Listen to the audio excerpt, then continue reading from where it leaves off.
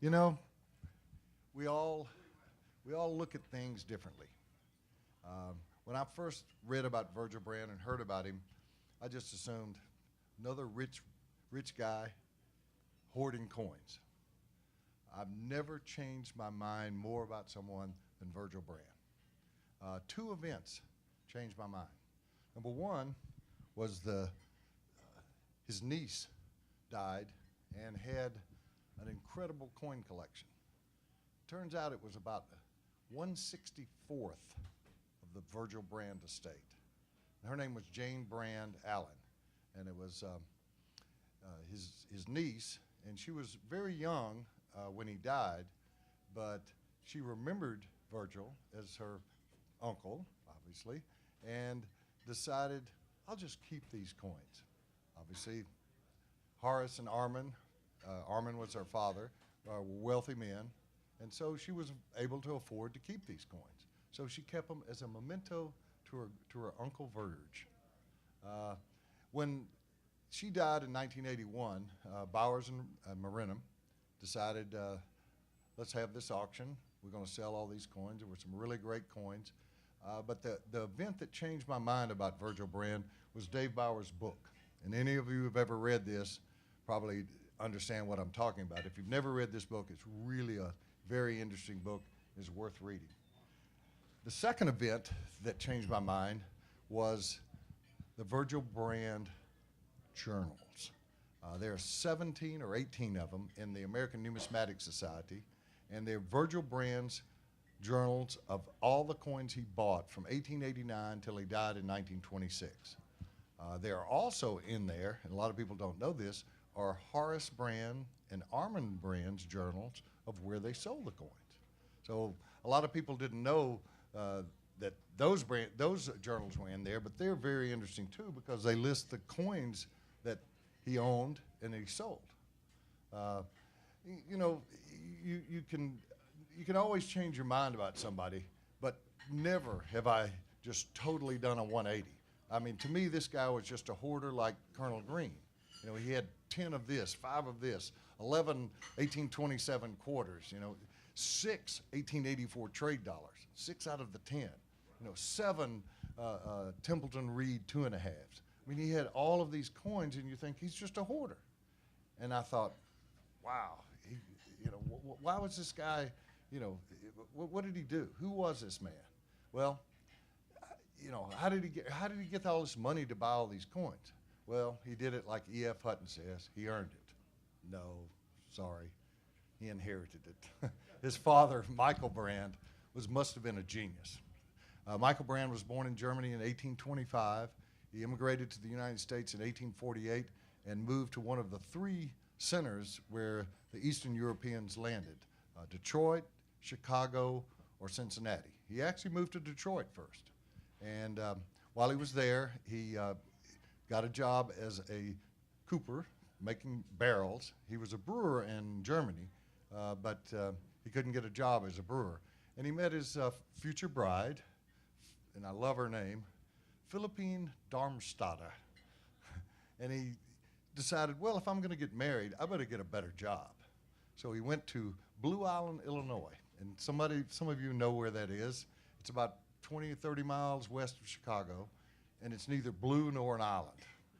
It's a berm from the Ice Age that in the distance appears to float like an island with blue haze around it early in the morning, so hence its name, Blue Island. He met a man there named Valentine Bush, and I searched and searched to try to find a relationship between Valentine Bush and Augie Bush of St. Louis, but as best I could tell, if they're relatives, they're distant relatives.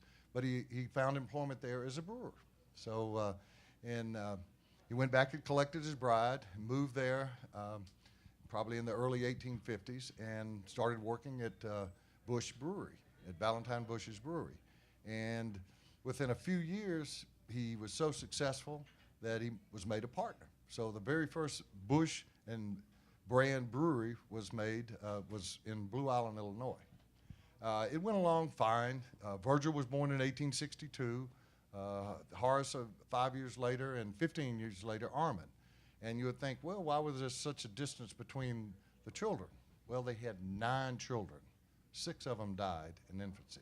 And, 3 out of 9 will get you into in the Hall of Fame, but 3 out of 9 surviving kids is not a very good ratio. But I guess that's probably par for the course for some of the families from the 19th century and earlier. I mean, three surviving children, I guess, was considered lucky out of 9. But Michael Brand was evidently a very smart, hard, industrious man, and worked his way up. And they had a very successful brewery selling beer to the people in Chicago. And they even opened up a distribution center in Chicago. And so Michael Brand was in charge of that. So he lived in Chicago, and Valentine Bush was in Blue Island. And at some point, they had a disagreement or something, and they broke up.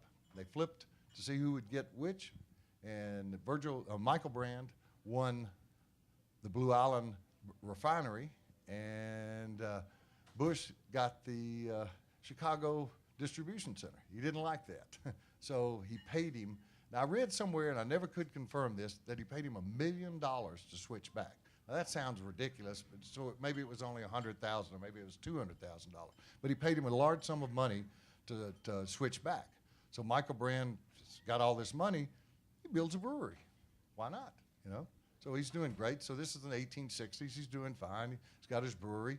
His young son, Virgil, is helping him out there. And then along comes a cow. I think Ms. O'Leary's cow. Is that who it was? 1871? Yep. Kicked over the ashes, burned down Chicago. Well, whatever the true story is, Chicago did burn down. And the Brand Brewery burned to the ground. But Michael Brand was a very smart man. He had 3 insurance policies. None of them paid off. 0. He got nothing. 0. Flat broke. Not quite. He had loaned his younger brother in Cincinnati some money. So he calls him up and said, well, I guess he called him up. He got in touch with him and got the money back. And by getting the money back, he was able to build a new brewery. And he was smart because he built a brewery real quick, and he built a refrigerated brewery so he could brew beer in the summertime. Nobody else had done this. He was the first person to do this. So now he had a leg up on people, and pretty soon he was very successful and selling beer all over Chicago. He merged with a couple of firms, Blatz out of Milwaukee, a couple of other firms. By the early 1890s, he sold out to a British firm, and took the money and started buying real estate. It's probably a good time to buy Chicago real estate in the 1890s. His son, Virgil, had started working for him in the 1880s, probably, early 1880s, and Virgil had become interested in coins. Nobody knows exactly when he started collecting coins. I've read 1875, 1879, but by 1889, he was a serious coin collector. He was working for his father, making enough money that he could buy coins. The first few entries in the Brand journals are $50 slugs, 4 or 5 of them, $65 a piece. So, smart. He did okay. Now, I tell people, Virgil Brand, he was rich, but he wasn't uber rich. He wasn't really, really rich. I liken him to a rich John J. Pittman.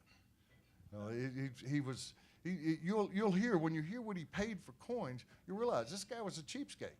He really wasn't a cheapskate. He was just very smart. He just bought really good deals. He passed coins sometimes. 1907 at the Stickney sale, Brazier Doubloon, 6,200. Nope, won't buy that.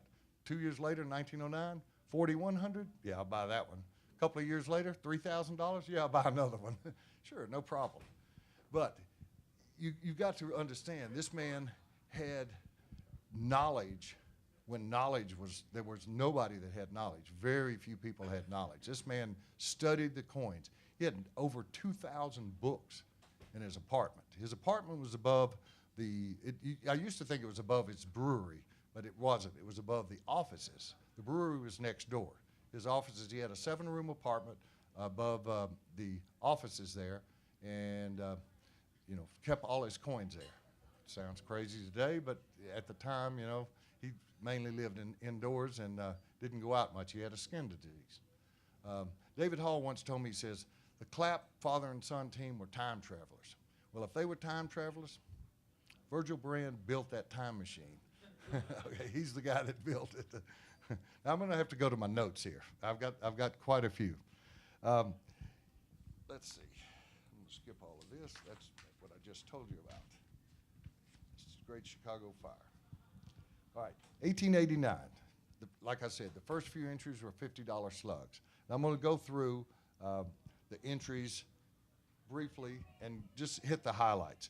From 1890 to 92, he bought very little. 274 entries for 90, 415 for 1891, 621 for 92. 1893 started, well, you know, I mean, he was a bookkeeper. So what did he make?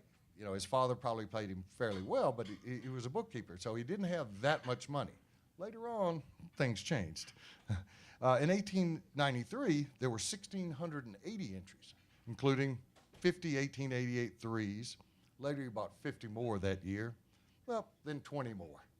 And he bought an 1877 copper half union for $40. Seems good. And 300 of the newly minted Isabella quarters. So those were good. He bought, this was the first year he started buying proofs directly from the mint also. So he started buying proof sets. At first, he just would buy one gold proof set. Then he started buying multiple gold proof sets, minor sets, everything. 1894, 2,841 entries. Starting to get bored. There was a reduction in 1895. He only spent $6,000 in 1895. He probably bought some pretty good coins. 1896, he spent a little over $5,000. The best coin he bought was a 1796 with pole half cent for $100, but he had to pay $300 for the no pole. It's a good coin.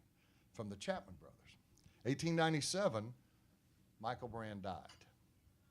So the three brothers split the estate. Ka-ching, yes, ka-ching. So now Virgil had a little bit more money. So now let's start buying some coins. So in 1897, he spent he bought 2,185 coins. And Armin was only 18 or 19, so he had to wait a couple of years till he was 21 to get his share. 1898 fell a little to 1,703 entries, but he spent 10 grand. In future years, $10,000 would be a month's worth of purchases. He started really buying after 1899. 1899, his best two purchases, and I love this, an 1815 half eagle for $200, 1822 half eagle, $800. Okay, so he knew what to buy. In 1900, for some reason, I don't know, he only bought 759 items. Got bored, I guess. 1901 started accelerating, 1,369 entries. 1902, he bought an Oregon 10. He had to pay $225. Pacific and Company Eagle, both from the Chapman brothers. 1902, excuse me, that was 1902. 1903, he bought 2,018 entries. The best coin he bought was a 38.0 half, $250. 1904, he bought a Wasmollerton 50 for $300, and 30 of the new Lewis and Clarks. Needed those. 1905, he spent $17,000. So now he's starting to spend money. Templeton Reed, half eagle, bought a little over 4,000 items that year, and he bought his first 1804 dollar. And that's interesting. This is the Dexter coin, which a book is being written by Mark Ferguson at this point. Actually, it's finished. It hadn't been published. And that's a really mysterious coin. Supposedly this guy, H.G. Brown of Portland, Oregon, he bought it from Dexter either for $1,800 or $2,000. And Virgil bought it for $1,100. So somebody took a bath. 1906 saw the Chapman Brothers partnership break up. Dunham bought the 1822.5, and so you know Virgil was smiling because that brought $2,165. He had paid $800 in 1899. Virgil bought at the sale. He spent $28,000 on coins, a little over that, for the 4,637 entries. Each year's succeeding year, he started really spending some money. 1907, he spent $56,000. He bought Half Eagles of 1819, 1829, 1833, 1834. Went to the David Wilson sale. 6,000 items from the David Wilson sale. He spent $5,752. This was also the first year in 1907, and this we know about now. He bought from Snowden, not from William Idler, as previously has been reported. He bought the first of his 6 84 trade dollars. Paid $50. He later paid $150. And like I said, he passed on the Brazier doubloon at $6,200 in the Stickney sale in 1907. He was his own advisor. This man, like I said, I've never changed my mind about someone so much. He was a brilliant numismatist. In fact, I've come to the conclusion he's probably the greatest numismatist of the late 1800s and early 1900s. The man knew, Brand had everything. That was what they said, but he also knew everything. People would send him coins to determine whether they were real or not. This man knew everything. He bought an 1868 proof set in aluminum, half eagles of 26, 27, 28, small date 29, 1792 half deem, a ball and eagle, and a double set of seasons medals. Those are really cool. I love those. He started buying foreign coins. He didn't buy foreign coins at first, but then he really got into ancients and foreign coins. And actually, a fourth of what he spent about $2 million between 1889 and 1926. A fourth of what he spent was with Schulman out of the Netherlands. He spent $500,000 with Schulman. And you'll hear some of the things he bought. He bought a Stater from Delphi for $1,293. He went to the Hirsch 19th sale. He acquired a small grouping of Greek coins, $10,558 for ancients. And I love this purchase. He bought the $45.34 Kohler bar, $1,035. The second single item, which he had paid over $1,000. That's amazing. He hadn't even paid $1,000 for any item up until 1907. Everything he'd bought, the most expensive coin he had bought up in 1907 was his 1822.5 that he paid $800 for. The man was a cheapskate. He was like Pittman, but he was so smart. He just bought the good deals, He actually formed a coin company with Theophile E. Leon, which lasted until 1915. In 1908, he had 5,000 entries. He spent $84,000. Including a Cincinnati 10 for $1,750. That's the most he had spent on a single coin up to that point. Another Kohler ingot, probably the $36.55 example, for $575. I've already got one ingot. I'll buy another one, but it'd have to be less. And those of you who have bought 08S5 Indians, 070 dimes, he bought 300 070 dimes in BU from the New Orleans Mint. And he also bought another 1827 quarter this year. Paid $355. He eventually had 11 of those, including originals, restrikes, and copper.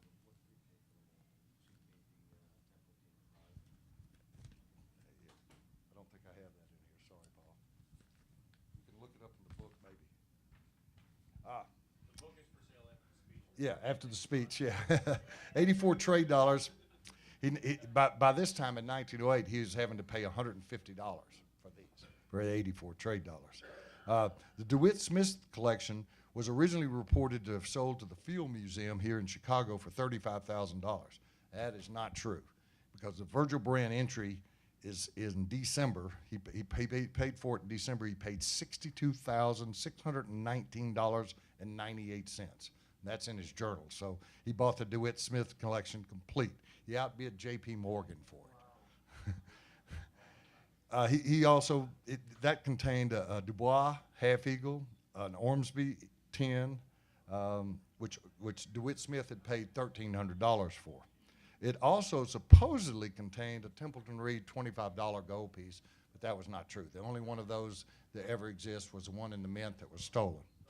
Yep, stolen from the Mint. But in 1908, he bought 40 or 50, Paul won't tell me the truth, 1908 half eagles. So any of you who have owned one of those Jim 1908 S half eagles, we've all seen them. You've graded plenty of them, Mark. And those 5s, 6s, and 7s all came from Virgil Brand. No, they did not.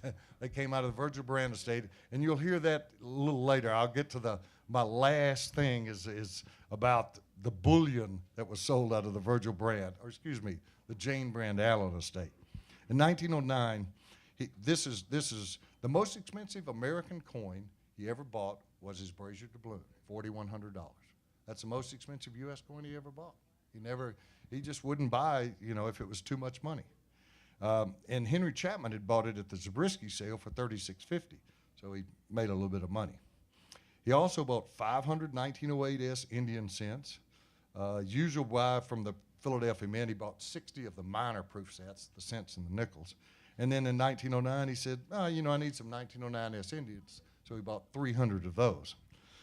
He bought a silver center cent and a gold Washington Independence cent from Henry Chapman for $212 and $200, respectively. Seems like a good deal.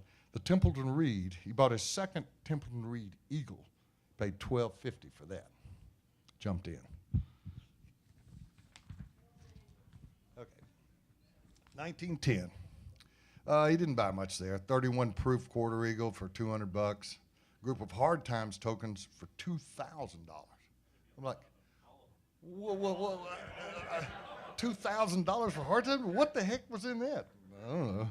Brand acquired some of the patterns from William Wooden, who's obviously had gotten them from Snowden when he traded the 250s or gave the 250s back to the mint and got the trunk of patterns. He bought 10 1877 half-dollar patterns, 75 half eagle in gold for $750 each, as well as a complete set of Stellas in copper, aluminum, and gold for $1,500. Seemed like a good deal. And this is when he bought his first 1885 trade dollar, again from Snowden, probably through Nagy and Hazeltine. He had to pay $750 for that, because that's rare. There was only 5 of those. He started buying at the Wooden sale. He had Lyman Lowe bid for him. And in that sale, he bought 54, 56, and 57 proof gold dollars, proof 21, 34, 43, 48, 57, and 58 quarter eagle, a proof 1838 eagle, $200. Uncirculated 39, which later was the Pittman coin, proof eagles of 43, 48, 58, and the 44-0 from the Parmalee sale. For good measure, an 1858 double eagle.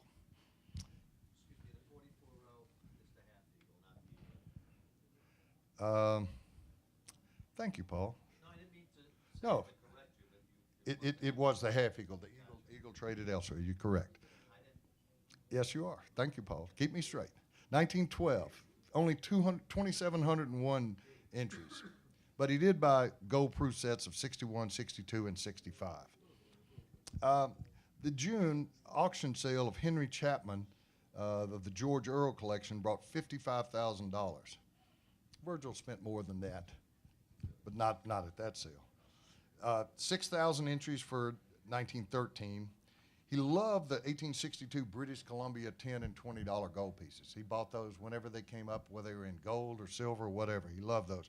He bought silver examples of those of the 10 and 20s, paid $850 each. It's a lot of money for those, I thought, But he at the Adolf Hess sale of the Tolstoy collection in March, he spent $15,000. Most of it with $5,625 on Russian platinum coins. He slowed down in 14. He only had 5,661 entries. He added another ruble of Constantine I for 3,500. So yeah, that was his second one. Bought some more 1827 quarters, some more 84 trade dollars. Everybody needs a few of those. The Pan Pac Exposition was held in 1915. Got 90 gold dollars and 5 complete sets, $200 each. That seemed like a good deal too. Schulman made trips twice a year to the United States to sell him coins. They bought one package was a little over 10,000, another one was 12,000 in 1915. He bought a British gold proof set of 26 in 1826 and 1839. In 1916, 1826 a half eagle, a beaver, 5, and of course another 1827 quarter. Needed more of those. I guess 1917, the war was going on. He didn't buy much, although I think he paid a lot of money. This seems like he wasn't thinking. He bought a 38 and 39 Goldbrick and paid $250 each. Sounds high. I mean, that's for Virgil anyway. 1918, he started back buying. A 1792 Deem, $84. 38 Goldbrick dollar, again, $250. I don't know why he's paying so much for Goldbrick dollars. I guess they were scarce at that time. They're not anymore, but they were then. Another 1827 quarter, $207, which seems, I mean, he's buying those for less than he was paying for Goldbrick dollars, which really doesn't sound right, but yeah, who knows. 1919, more 1862 British Columbia 10s and 20s in gold, this time $1,000 and $1,500 each. He needed some more 78 threes, so he bought 50 more 78 threes and 50 1889 gold dollars. We needed those. He bought from Bickford 10 for $2,000, which is pretty expensive from him. He bought another 84 trade dollar. This time he had to pay $260 for an 84 trade dollar, as well as 6th or 7th Templeton Reed quarter eagle. Either had 6 or 7 of those. 1920 and 21 saw the greatest number of journal entries. He had 11,399 for 1920 and 13,920 for 1921. Bought a Mormon 10 for $3,000, and that was from Granberg. Another Oregon 10, somebody else. A Moffett $16 ingot for $400. Seems good deal. 50 B-Max Mills sold him 50 each of the 16 and 17 McKinley gold dollars, as well as 64 of the 100-struck 1903 McKinley proof gold dollars. So if you've ever owned a McKinley gold dollar, odds are 64% that Virgil Brand owned it at one point. 1921, yeah. I never found that, you know. 13 nickels weren't sold until 1921. So he loved the 1875 coinage. He bought a lot of threes. So he bought another set of Stellas in 1921. A little discount this time for the aluminum, copper, and gold. It's $1,400. He bought an 1802 bust dollar in proof. Then he went crazy in a German sale. He bought a Swedish lot for $19,121 and a German lot for $42,891. In 1922, he only bought 6,438 coins, and the Brazier Doubloon, actually the 10 Ike sale had a record there. It had a 1798 Small Eagle 5 brought 5,250. He didn't buy it. It's too much money. He had another 1827 quarter, of course. And then he bought from the Heibling March auction, he spent $58,891 on foreign coins again. And of course, another 1862 British Columbia 20. He needs those. 1923, his medical problems were slowing down his purchases. In 1920 and 21, he had bought record numbers. He only added 3,563 items in 1923. Another Oregon 5 for $350. He loved the 75 and 76 coinage. And this year, he bought his most expensive coins. His most expensive coins were foreign coins. He bought a 10 REI Roman gold coin for $5,000 and a 5 REI for $4,250. Remember, his Brazier Doubloon was his most expensive U.S. coin at $4,100. Those 3 coins were the most expensive coins he ever bought. And he just did not overpay for anything. 1924 was amazing. He made his largest single purchase. And I've never even heard of this collection. The Ferrari collection he bought from Schulman intact, just French coins. Paid $120,000 for one collection of French coins. I have no idea what was in that. He bought. Well, I'll get to that in a minute. 1923 was a good year for Saints. In 1924, after he bought the Ferrari collection, he bought another silver gilt 1862 British Columbia 10 and 20 for $1,000 for the pair. because they were silver gilt. So, Brand bought coins in 1925 and 26. The 4,989 entries for 25 were his last entries, and he did step out for an 1815.5. Remember, he had bought one in 1899 for $200, paid $3,500 from the Guttag brothers. He bought 6 1820s at the same time. Not sure what he paid for those. He bought 100 Missouri 2x2s for $65, but he had to pay $55, over $1 a piece for 50 Vancouvers. His last major purchases was from the Reichmann and Company for $40,422 for a group of German and Scandinavian coins. And in 1926, he was so sick, he had heart trouble and a skin disease, which that is one of the reasons he stayed in his 7-room apartment. And it wasn't above the brewery, as I once believed, but it was actually above the offices of the brewery. The brewery was next door. He died on June the 20th, 1926, at age 64. And they didn't know what to do, so his brothers would spend 12 hours each guarding the coins, because the coins were there. The coins were in 46 satchels that weighed about 250 pounds each. And each of the satchels contained cigar boxes. We'll get to that in a minute. So somebody asked about 1923 20s. Well, there's a good story about those. They argued about this collection. They tried to sell it to the Smithsonian. They tried to sell it everywhere. They said, you know, the best offer they got was $3 million. $1 million over he paid. And they decided this is not enough money, so let's break it up. Well, Horace and Armand really didn't get along, and they argued about it for 6 years. It actually went to court, all this wrangling. They finally decided, okay, we'll get 2 coin dealers. That's a good idea. Put one in one room, one in another room, and we'll walk the coins back and forth until we get values on them, and then we'll split them up. So they put B.G. Johnson in one room and Henry Chapman in the other. And they walked them the coins back and forth. And interestingly, they agreed on a lot of things, but some of them they were way apart. The Dubois 10 was $3,000 by B.G. Johnson. Chapman said $6,000. The Kohler ingot, Johnson thought it was worth $10,000. Chapman believed it was worth $15,000. So they eventually agreed on prices, and they split the collection up. Now we move forward to 1981. Well, they don't really know, but it was over 350,000.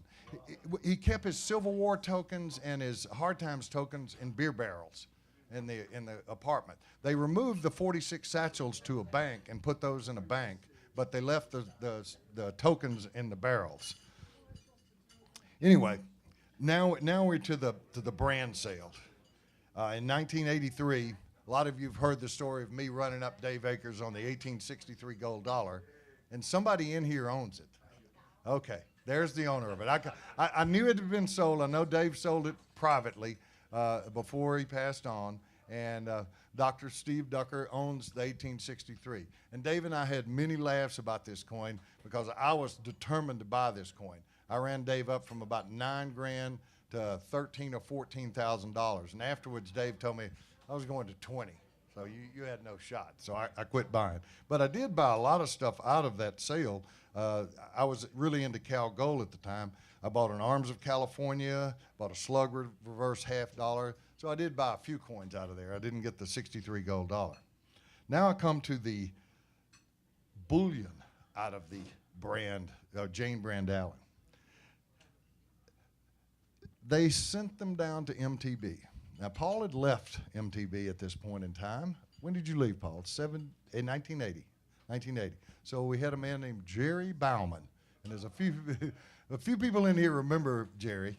I tried to bring, I couldn't find it. He did a sketch of me. Not too flattering sketch, but a sketch of me. Jerry was a great artist. But I went into MTB and said, Jerry, what do you got? He says, well, I got all this brand stuff, the bullion. He said, you can buy these 1908 S5 Indians, but I want 8,000 apiece for them. I said, well, how many you got? And he said, well, I got a couple of them. He wouldn't tell me how many. I later found out it was either 40 or 50. I still don't know what the real number was. But he had quarter eagles that he was selling in packs of 5 and 10. These were Liberty Quarter Eagles, 1902, 1903, 1904, 1905, 1906. I just went, well, how much are they? Well, $350 a piece. Well, what if I buy a bunch of them? $350 a piece. So I would look through the packs and go, okay, I'll buy that pack. Got some gems in it. And I went through and bought groups of 5 and 10 quarter eagles. And I said, well, what else you got? I got these 23D 20s. Oh, well, how many of those you got? How many you want? Well, how much are they? Well, $20 over bullion. The bullion was 320, 330. So I said, well, okay, give me a couple of hundred of them. And he says, well, how many you want, really? I said, I don't know, 250, 300. So he all of a sudden there were 300 23D 20s stacked up on the table in flips. And so I start going through them and they go, okay, I'll buy these. So I went out, went to the next coin show, started selling them, sold them to David Hall, to everybody. You know, they were gem 23D 20s he'd bought in 1923 for face value. And then so I went back, and I bought a few more quarter eagles. He was almost out of quarter eagles, but I said, how many more 23D 20s you got? He said, I've only got a couple of dozen left. I said, you had hundreds of them. He said, those sold. People like those. And I said, okay, I'll take whatever you got left. He sold me a couple of groups of them left. Maybe there was 30 or 40 or 50 coins left. And afterwards, and those of you who knew Jerry Bauman, Jerry was really a character, really fine guy. I loved him to death. And he called me, he said, Dan Rather, he says, I'll tell you what I'm going to do. He said, you've bought enough of these 23D 20s, I'm going to give you a cigar box. I went, oh, okay. He says, and yeah, they got the flips in them. So, the only prop I have, here is a Virgil Brand cigar box. And it's torn up, unfortunately. It's held together by tape, full of envelopes that say on them 7, 523, 1923 D, $20 is cost. So the way he kept coins was he put them, the first coin in the left side of the envelope, the second coin in the middle, the third coin in the right, so he could get more coins into the cigar box. So he stuffed them into these cigar boxes. And so this box was full of 23D 20s, is what I thought, until one day I looked at it and saw what it says. Rarities 1 through to 164. So either this was Jane Brand Allen's rarity box, which had some great coins, 63 gold dollar and a few other things, or this was one of Virgil Brand's rarity boxes. And if it was one of Virgil Brand's rarity boxes, it contained, you can only imagine what it contained. I now believe Virgil Brand was probably the greatest numismatist of all time in American numismatics. That's a bold statement to say. Oh, sorry. That's a bold statement to say he's the greatest numismatist. But this man studied coins all the time.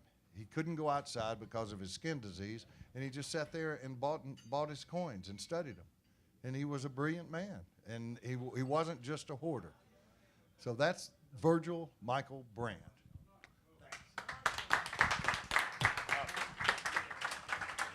And if anybody else has questions, and I figured there would be a few.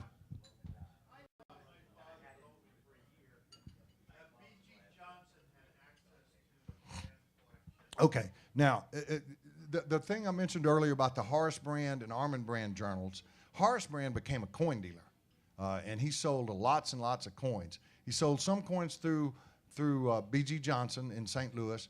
Armand Brand never really was a coin person, and he just sold his coins mainly through B.G. Johnson. So there were lots of coins that did go through B.G. Johnson from Armand Brand and a few from Horace, although Horace mainly sold, he advertised in the Numismatist saying dealers only. If you're a collector, contact your dealer and I'll sell. And supposedly Horace was so paranoid, he wouldn't sell individual coins. He would only sell groups. You know, you had to buy the whole group. It's like a diamond site. You either buy it or you don't. You know, it's $5,000, take it or leave it. And then I thought Eric Newman ended up with some of those coins. Well, B.G. Johnson. I'm sure Eric did buy some of the, I mean, most of Eric's collection is the Colonel Green estate. I mean, virtually everything. All his bust dimes, quarters, bust halves, bust dollars that are on display down there all say Colonel Green estate. Now, Colonel Green bought Brand coins from Horace Brand and Armand Brand, but you know, it was 1932 before they split it up. Colonel Green died in 1936, so he couldn't have bought too much from him. He was only alive for 4 years. Yes, Paul. Does he break up at any point the 27 quarters, the three strikes? You know, Jeff Garrett and I spent 2 days in 1999 going through the brand journals, and I actually listed every gold dollar that he bought. But we never got through with the project. That's one of the projects that we're working on. We hope to raise money and have a summer intern scan in the brand journals and put it into a database where you. 1875 in there? He certainly had. He loved 1875 coinage. I'll check that out. I'll ask Saul Teichman. He will know. Did he do all the journal entries himself, or did he have staff? Yes. They were. Every inch of it is Virgil Brand's handwriting. I mean, it's amazing. This, I mean, it's just amazing. I don't know. I mean, the guy didn't do anything else. Yes, yes. The dealers came to him to sell. Did what? We still do. I can't hear you, Mark. I'm sorry. Well, you know, not really, because I mean, remember, most of the stuff he was buying was rarities, and the common stuff was he ordered it from the mint. You know, the 1907 dime, 1970 dimes, 8S5 Indians. I mean, anybody that's owned an 8S5 Indian in 5, 6, or 7 is owned a Virgil Brand coin. I'd say 98% of those are Virgil Brand. You know. That's it. One more. Besides being, an astute collector, do you think there was an aspect of obsessive compulsive?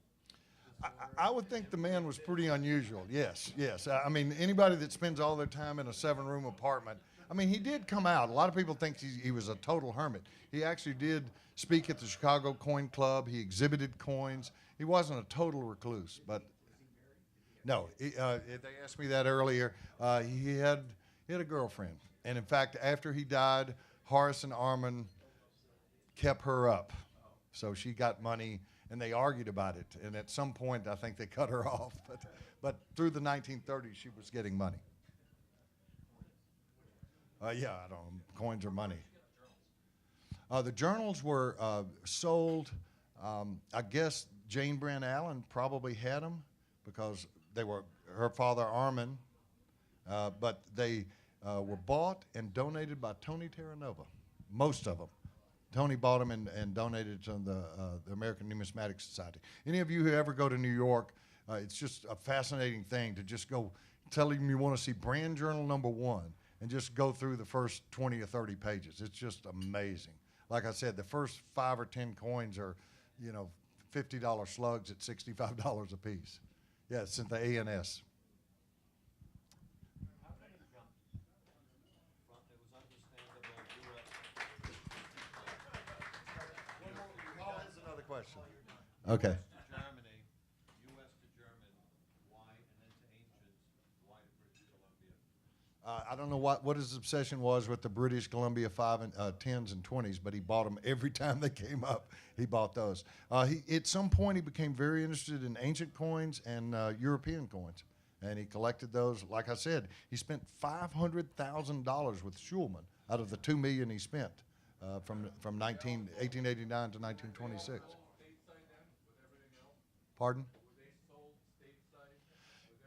Well, everything went through Horace and Armand. They split up the collection in 1932, and Horace was pretty much a coin dealer and sold it, and Armand sold it through B.G. Johnson and other people. But yeah, no, everything got sold. As far as I know, remember there were brand sales in the early 1950s, and there was I think even Stax had one brand sale. New Netherlands had several brand sales, but those were in the early 1950s, and those were Horace's coins and Armand's coins that they consigned to auction. So the man had so many coins that You could have dozens of auctions, obviously. Did he buy any of those big Indonesian I, 2,000-pound? no, Yapstones? No, I don't think he bought any Yapstones. I mean, the man was a very sophisticated collector and very discerning. I mean, he would not overpay for anything. I mean, the most expensive coin he bought was $5,100, then $4,250, and the most expensive American coin was his brazier doubloon at $4,100. Now, when you say he didn't overpay, are you savvy in what the dollar value was back then? I relate him to John Pittman. John Pittman obviously didn't have the kind of money he had, but when John Pittman bought something, he bought the large lot out of the Farouk sale that had an 1833 proof 5 in it. I mean, he bought very astutely with the amount of money he had. Yes, he had a lot of money, and he formed his own brewery in 1899. Of course, it ended in 1919 with Prohibition, but he certainly had money, but he wasn't rich like Colonel Green. When Hetty Green died in 1916, he got 80 million. His sister got 80 million. Supposedly, Colonel Green spent $3 million a year from 1916 to 1936 till he died. I mean, Virgil Brand only spent $2 million on coins from 1889 to 1926. So, I mean, he had to. I mean, certainly he had a lot of money, and coins were obviously very cheap, as you can see. But he certainly knew what he was doing. I mean, the man bought very astutely. Yes, he was a little obsessive. 11 at 1827 quarters, 7 Templeton Reed 2.5s. You know, I mean, he certainly bought quantities. 6 1884 trade dollars. Yeah, he bought a few ultra high reliefs. I believe it was 2. You know, Newcomer bought 2. He bought one for $500, and then he bought one out of the Charles Barber estate for $500. And Newcomer also bought Judge 1776, but he paid $10,000 for it, or he wanted $10,000 for it. By the way, Indian had 20. anecdotally, you don't really believe that in 1919 he stopped brewing beer in Chicago. Officially, he stopped brewing beer. That was a much better business than coins. Yeah, well, you know, and I don't know how much money he made in his brewer, but he obviously, that helped finance his coins. That's the lion's share of it. Okay. Thank you very much.